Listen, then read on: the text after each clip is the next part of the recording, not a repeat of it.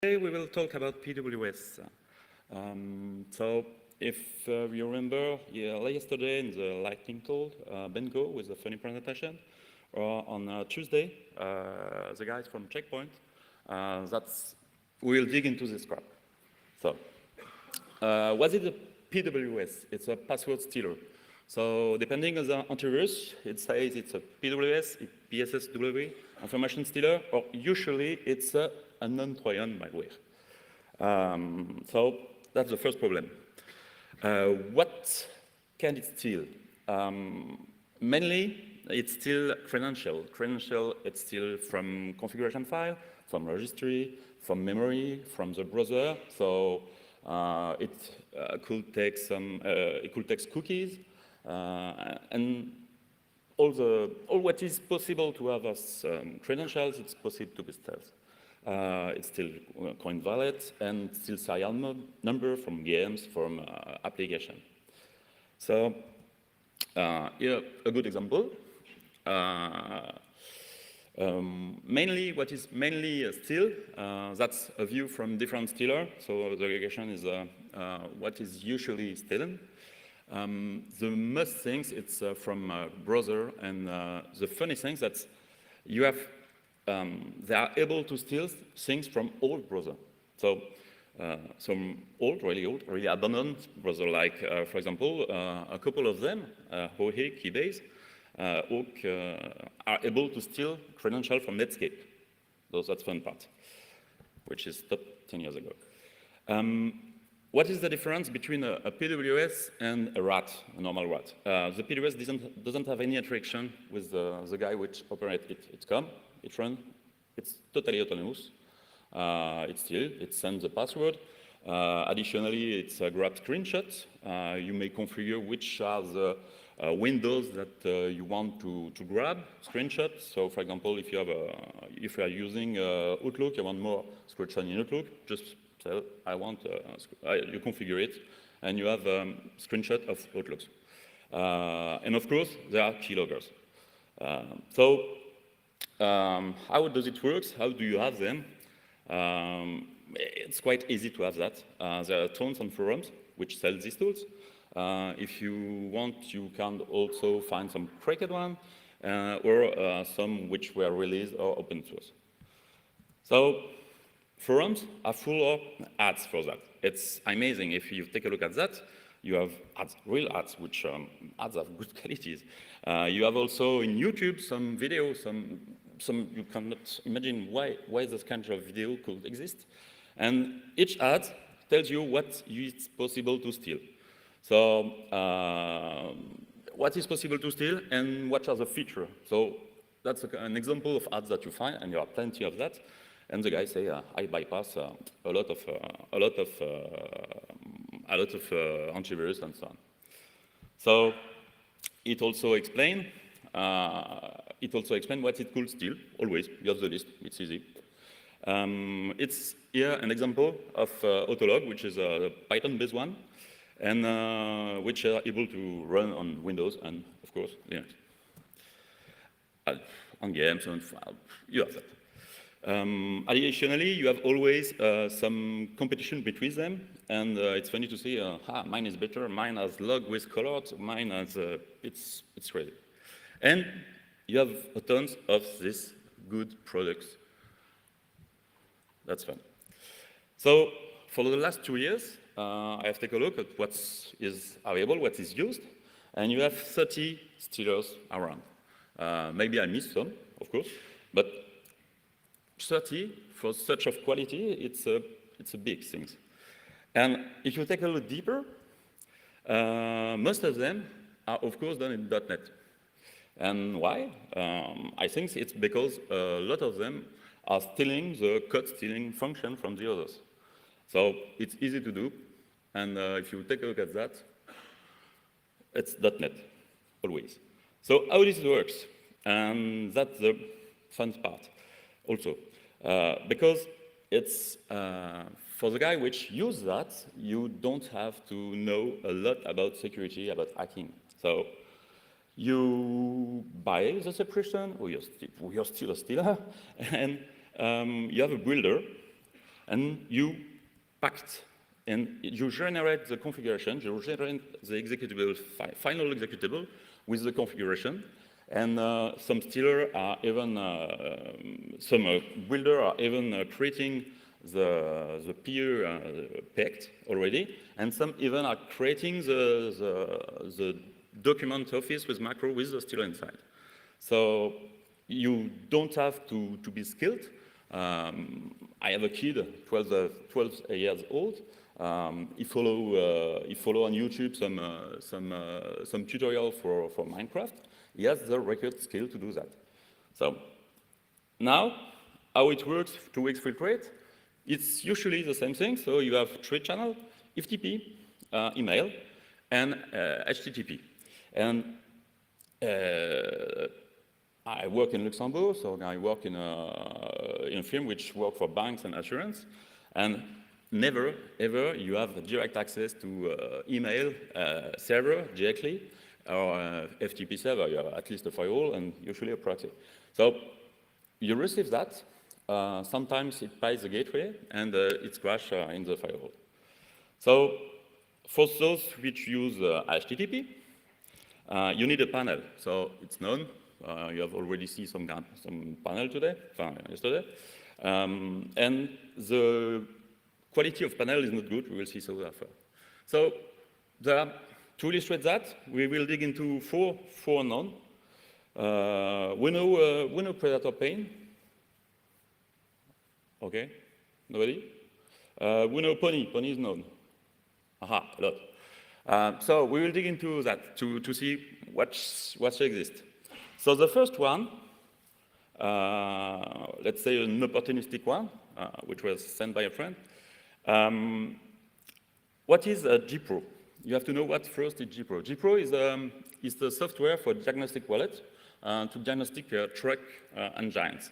So it's from a firm called Oregon. It costs a lot, $2,600 yearly subscriptions. So of course, there are a lot of cracks for that because it costs. So there is a crack you may find also on forum, and if there is a crack, it's only a stealer. So it's not very advanced, but it's still password from Firefox and so on. It do as do every malware. Now it uses WME to report which kind of firewall, which kind of antivirus, and after that, it sends the configuration back to the server in clear, in an ugly way. Good luck for the guy to have to pass if he got a lot of execution. He got a lot of such kind of report, and good luck for him to order it. So the funny things with the GPro crack, yeah, is that the button activate doesn't have any code inside. So it doesn't work. It should not. And on new version of GPro, people try to ask if it's a virus or not, because hey.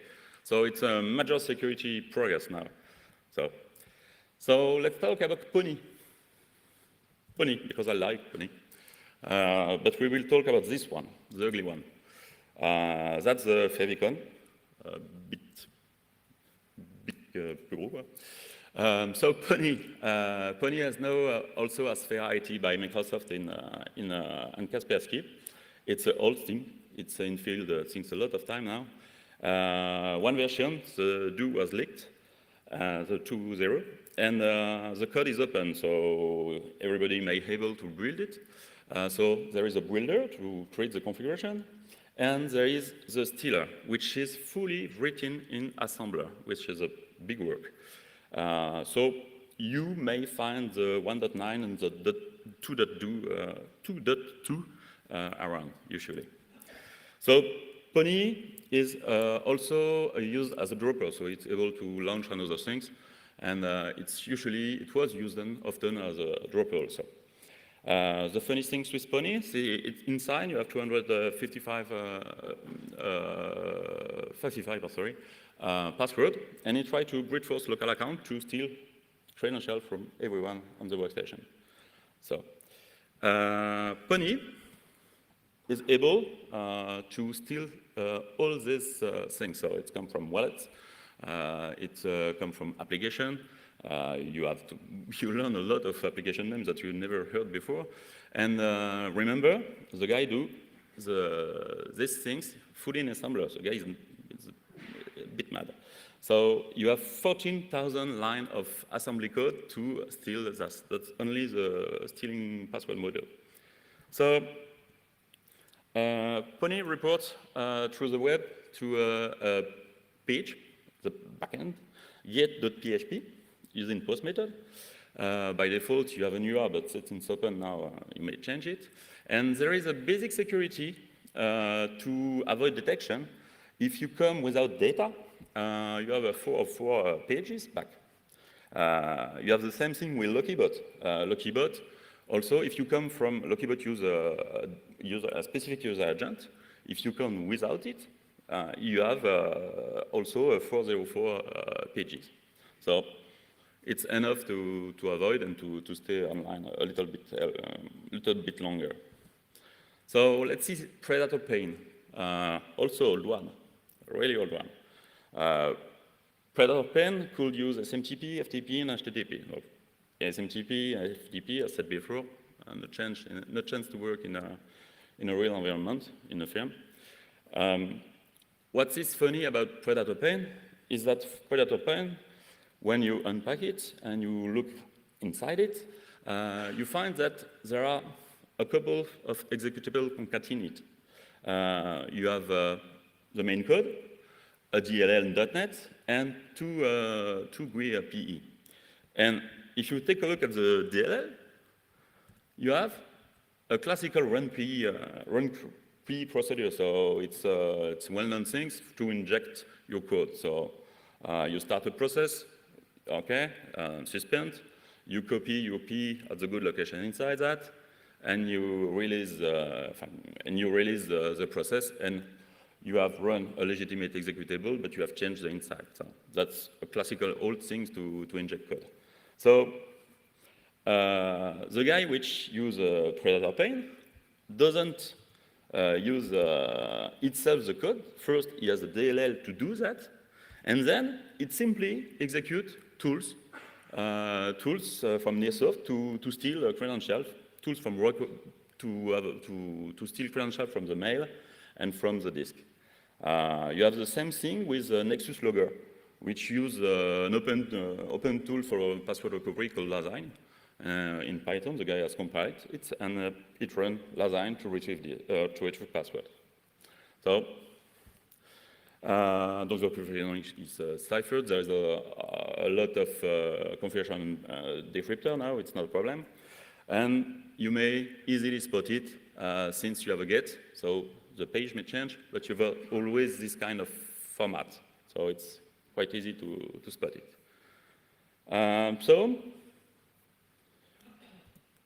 Last one, Agent Tesla. Let's say a good one. So Agent Tesla, how to fetch it? It's easy. Simply go online and buy it. Agent Tesla is available on a website. It's not the same who do that. So the guy is not stupid. It's a hey, no. Agent Tesla is not a malware. It's only a things to monitor your computer, of course, it's a keylogger, and to retrieve your password. This kind of key pass.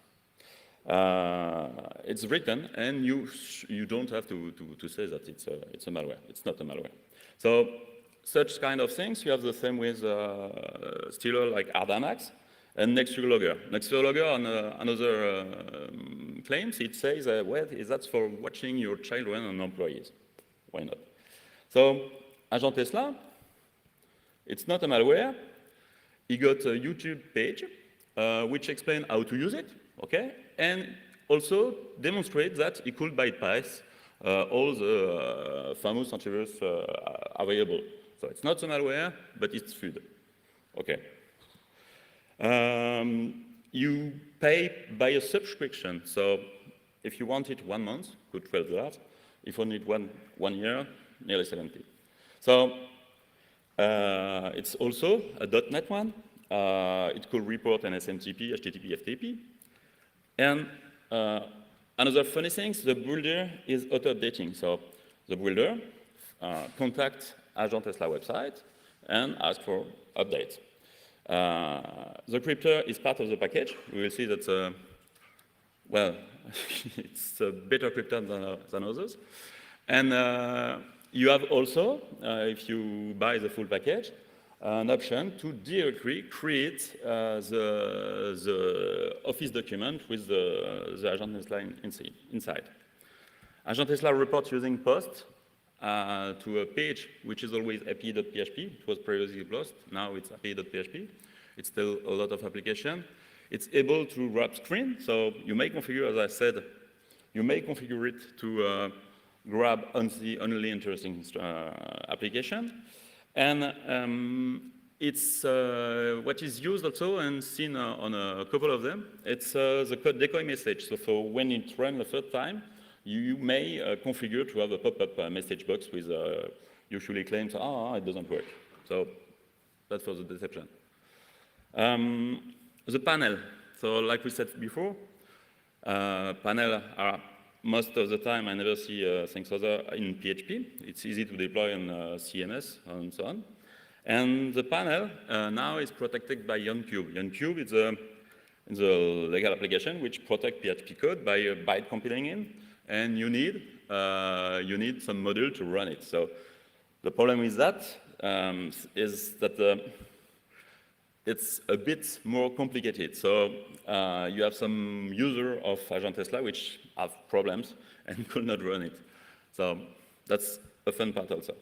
As see yesterday, Agent Tesla from now it doesn't work anymore, but the previous version has a little problem, not itself with Agent Tesla, but with the botnet, not a botnet, it's one host, with the operator, is that the security is not good, so you may file listing it, so you may access to the screenshots, and you have enough information to try to notify the people, but it's not easy, because sometimes the compression of the JPEG is really bad, the OSR doesn't work, so, well, it's best effort.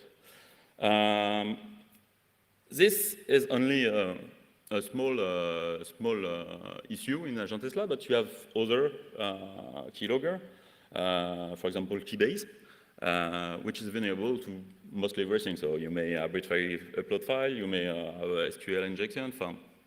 Well, the quality is not there. Agent Tesla is running since 4 years now. Throughout the last version, follow the update. What's interesting is that since 3.2.4, the report is not anymore in clear, so the reporting is ciphered. Okay, nice. 10 minutes. Since December, they changed the packer, which is a little bit complicated. And the guy is very active. You have 3 to 5 updates per month to keep it undetectable to antivirus. So if you look at the infrastructure of Agent Tesla, it's open, it's in the web, it's Agent Tesla is not a malware, remember. They have a YouTube channel, they have Skype access, and if you take a look at the Google Plus pages, which is connected to the Agent Tesla, you may find older logos of Agent Tesla.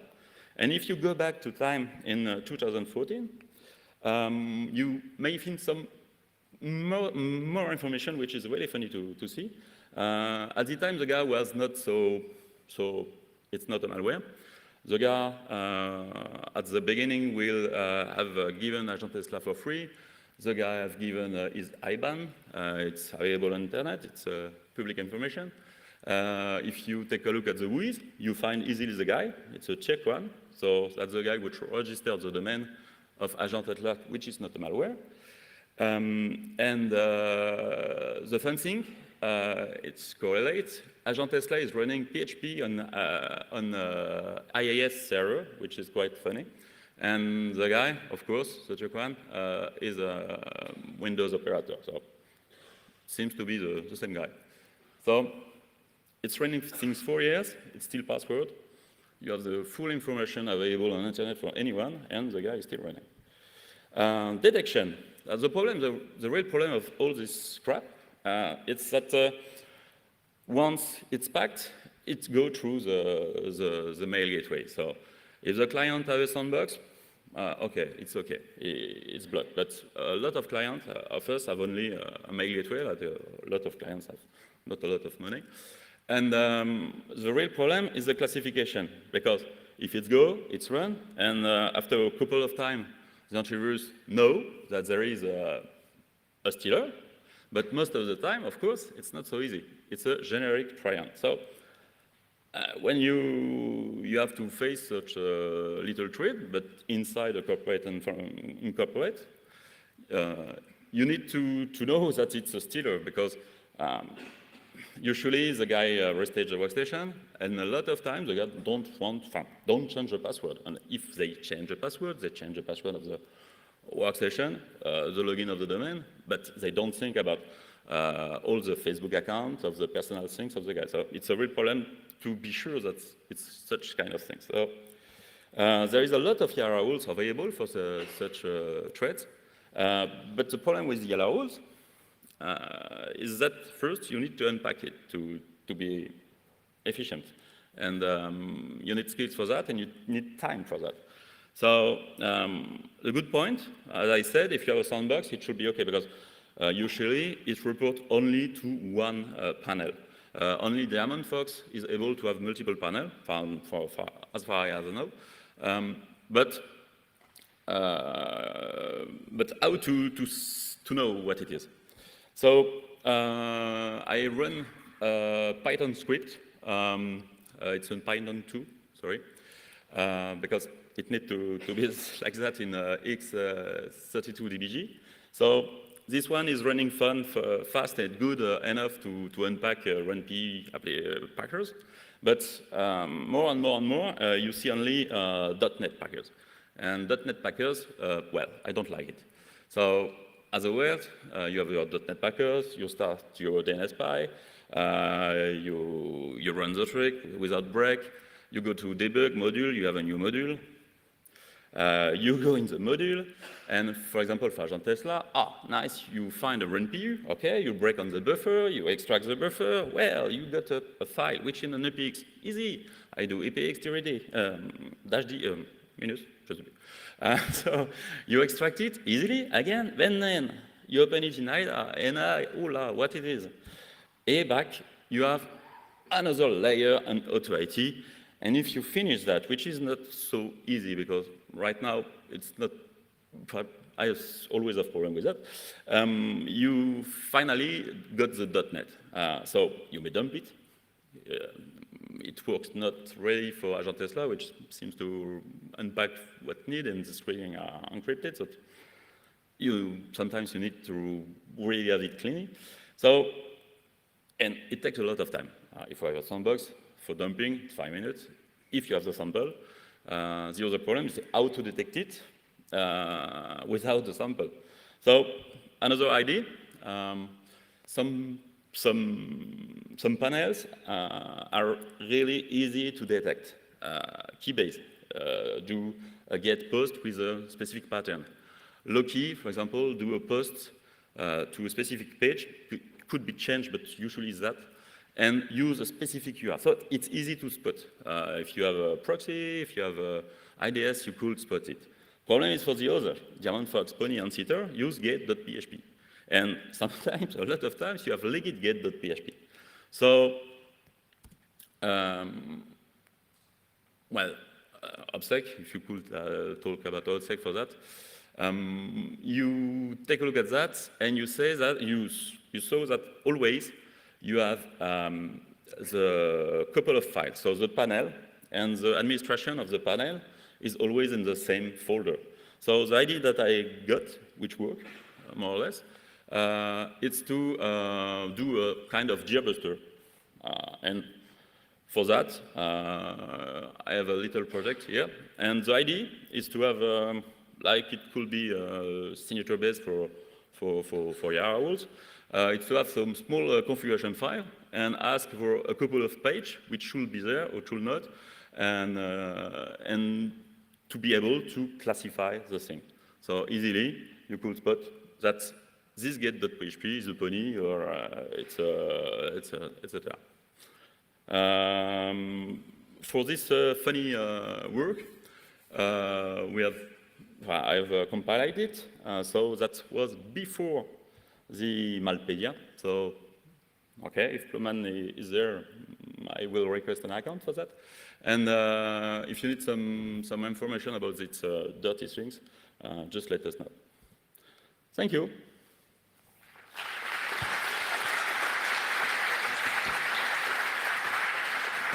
Thanks a lot, Paul. Is there any questions for Paul? It's too early. No? Okay. May I have 30 seconds? Yeah, sure.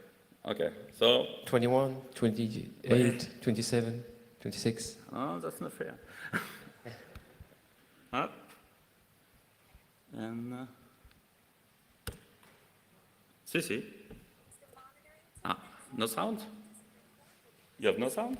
No, Jamie? we don't have any Ah, okay, that's a sound. real But problem. you can maybe plug the... Give me the mic.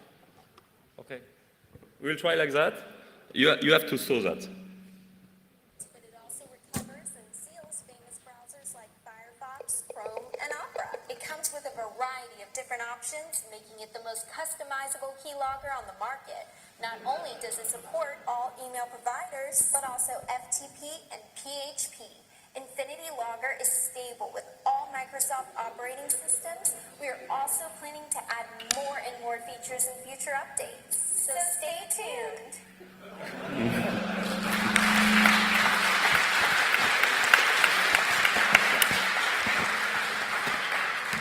Thanks. So...